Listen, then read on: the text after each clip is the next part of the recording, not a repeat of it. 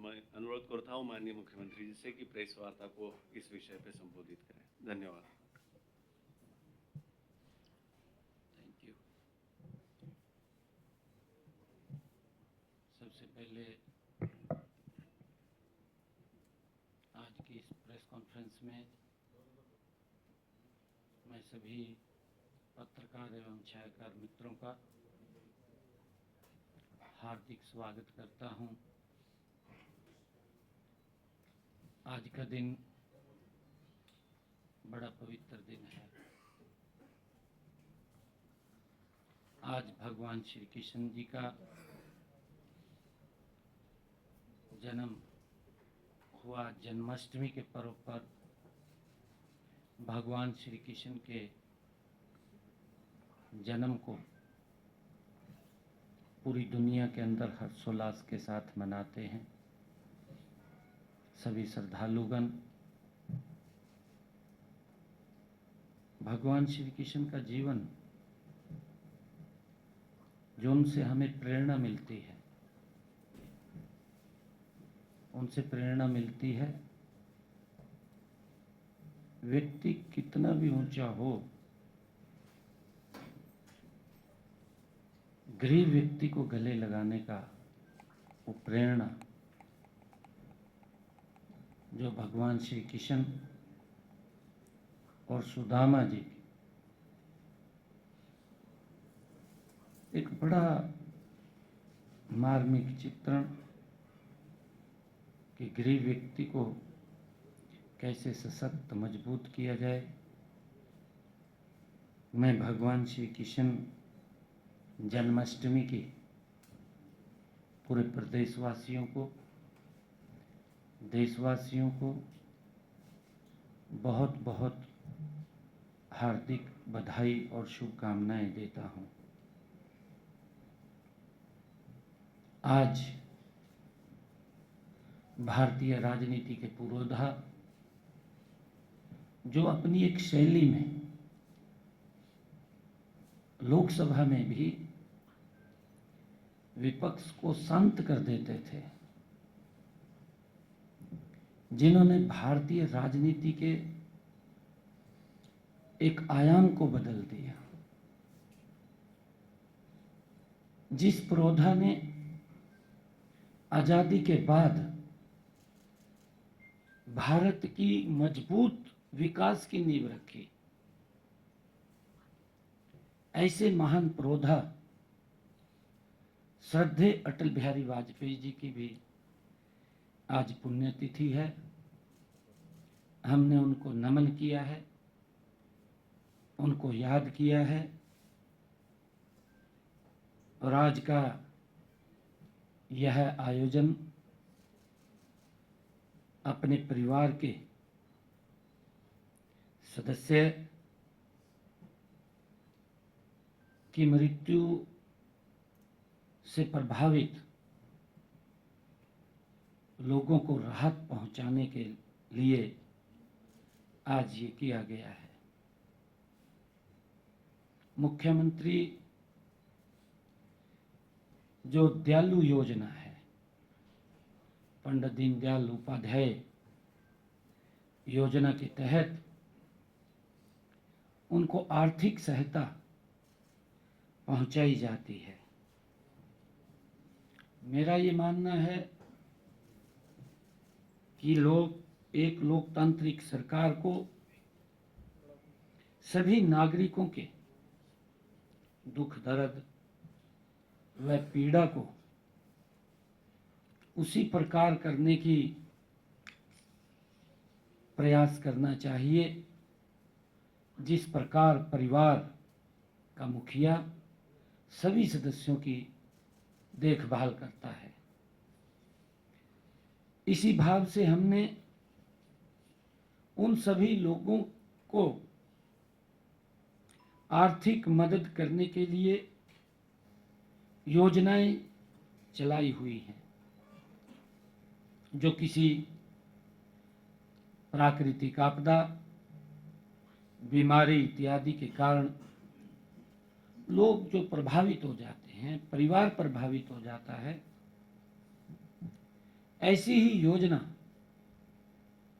दीनदयाल उपाध्याय अंत्योदय परिवार सुरक्षा योजना हरियाणा सरकार ने चलाई हुई है। इस दयालु योजना भी कहा जाता है क्योंकि शॉर्ट नाम में इसको दयालु योजना का नाम दिया गया है। आज इसके तहत 2020 परिवारों के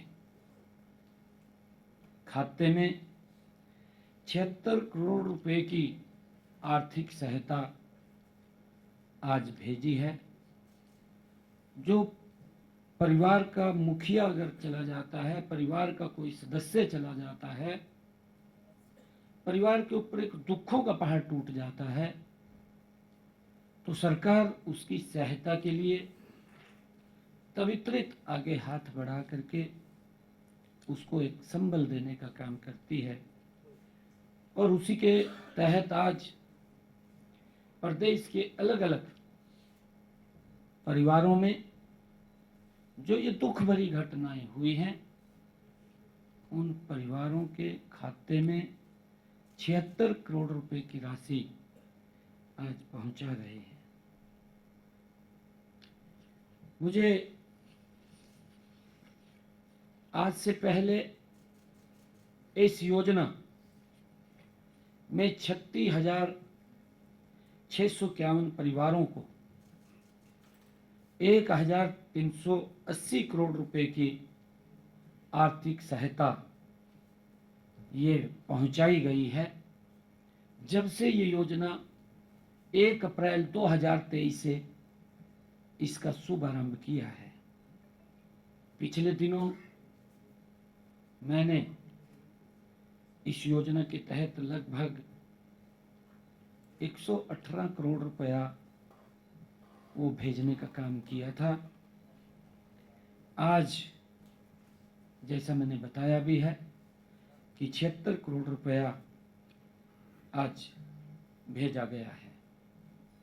इसके तहत 1,80,000 रुपये तक वार्षिक आय वाले परिवार के सदस्य की अगर मृत्यु होने पर या दिव्यांग होने पर उसको 5 लाख रुपए तक की आर्थिक सहायता दी जाती है।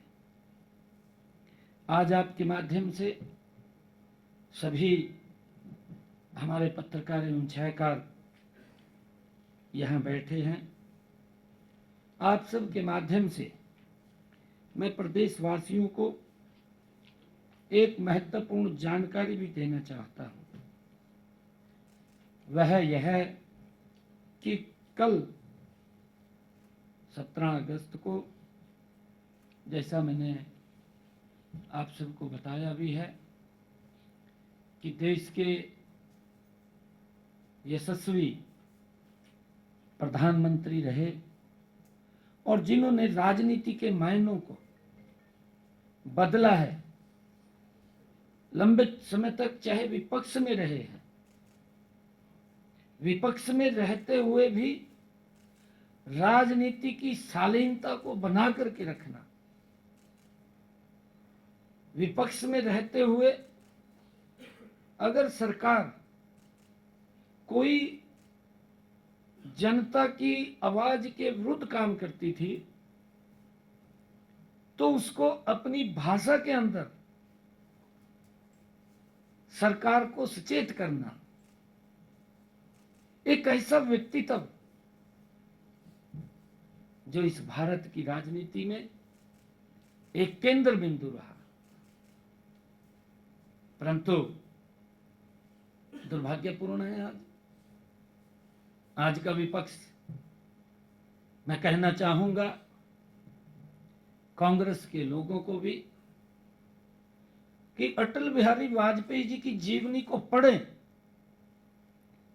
और उसकी जीवनी को समझें। बहुत सारे बड़े नेताओं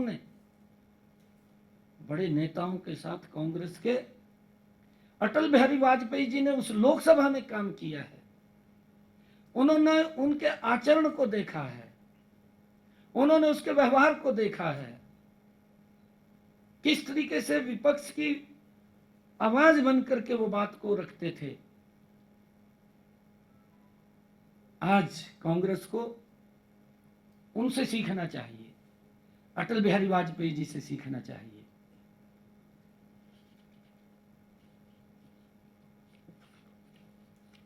माननीय प्रधानमंत्री जी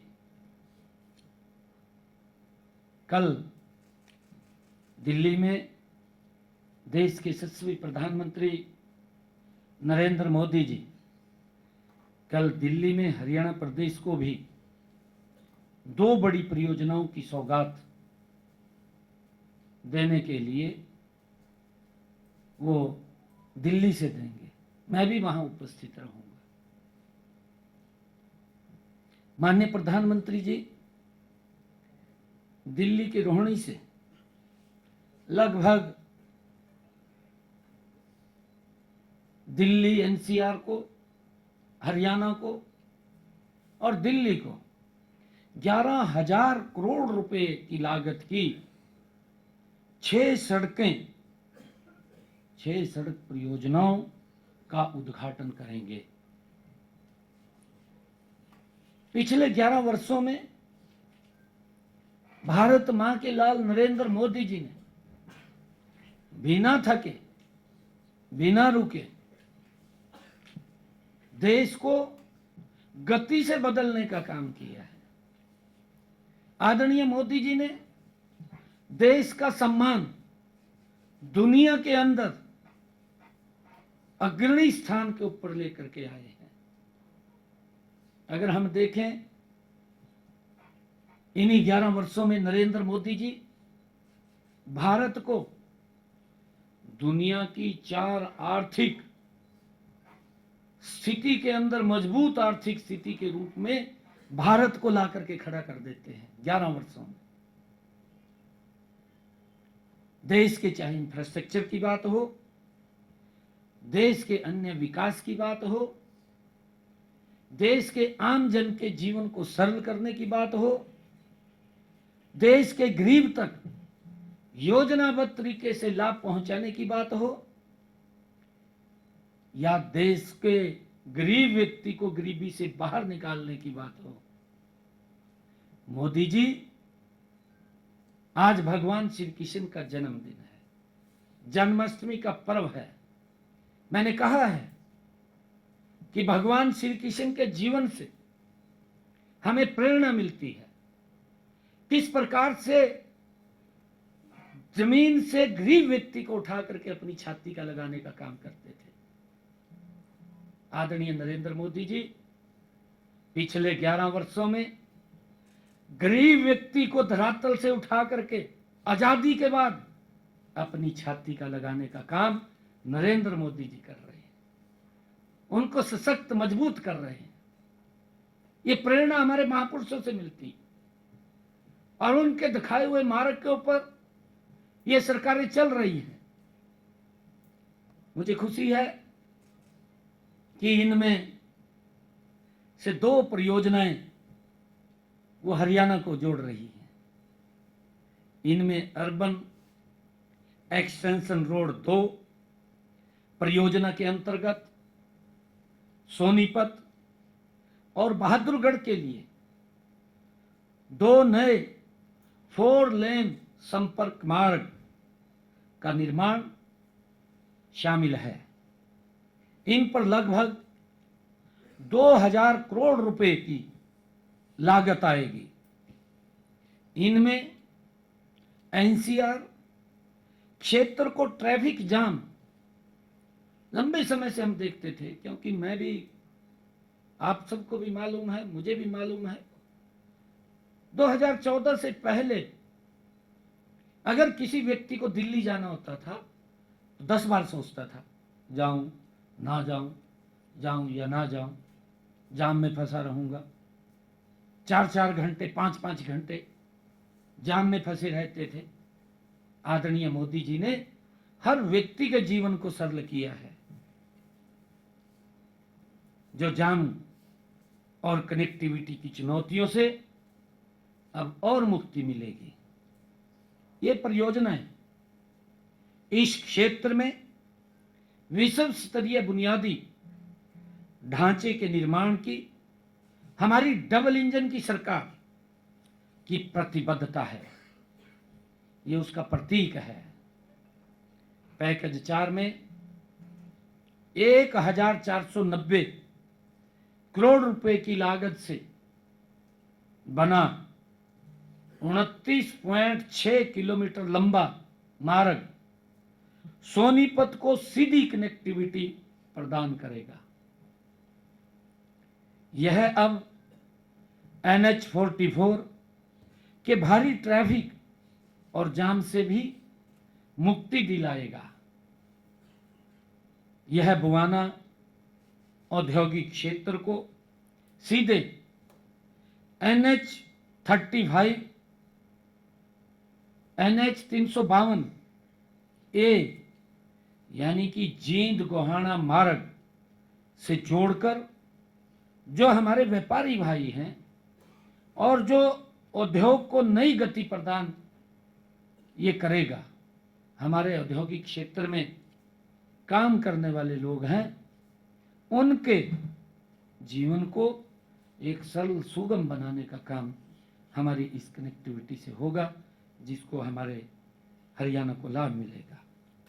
और पैकेज 5 में 487 करोड़ रुपए की लागत से बनने वाला 7.3 किलोमीटर का मार्ग दिल्ली के दिचाऊ कलां को सीधे बहादुरगढ़ और KMP एक्सप्रेसवे से जोड़ेगा, क्योंकि ये कनेक्टिविटी दिल्ली के लोगों के जीवन को तो नरेंद्र मोदी जी सरल कर रहे हैं, परंतु देश और दुनिया के लोगों के जीवन को भी सरल और सुगम करने का काम देश के यशस्वी प्रधानमंत्री परमादरणीय नरेंद्र मोदी जी कर रहे हैं। इनमें बहादुरगढ़ KMP एक्सप्रेस वे तक आसानी से पहुंचा जा सकेगा। मैं देश के यशस्वी प्रधानमंत्री परमादरणीय नरेंद्र मोदी जी का आभारी हूं कि उन्होंने बड़ी बड़ी परियोजनाओं की स्वीकृति देते हुए हरियाणा का विशेष ध्यान रखा है, क्योंकि मोदी जी हरियाणा से बड़ा प्रेम करते हैं, यहाँ के लोगों से प्यार करते हैं। लंबे समय तक हरियाणा में आदरणीय मोदी जी रहे हैं। मैं हरियाणा के 2 करोड़ 80 लाख लोगों की तरफ से आदरणीय प्रधानमंत्री का सहृदय धन्यवाद करता हूं कि वो हर परियोजना में हरियाणा को कहीं ना कहीं स्थान देते हैं। मैं उन सभी परिवारों के प्रति हार्दिक संवेदना प्रकट करता हूं जिन्होंने अपना सदस्य खोया है। मैं जन्माष्टमी के इस पावन पर्व पर भगवान श्री कृष्ण जी से प्रार्थना करता हूं कि वे इन परिवारों को, जिन परिवारों के पास आज आर्थिक सहायता पहुंचाई है, क्योंकि उन्होंने कहीं ना कहीं अपने परिवार के एक सम्मानित सदस्य को खोया है, मैं भगवान श्री कृष्ण जी से प्रार्थना करता हूं कि इन परिवारों को यह दुख सहन करने की शक्ति प्रदान करे। धन्यवाद। जय हिंद।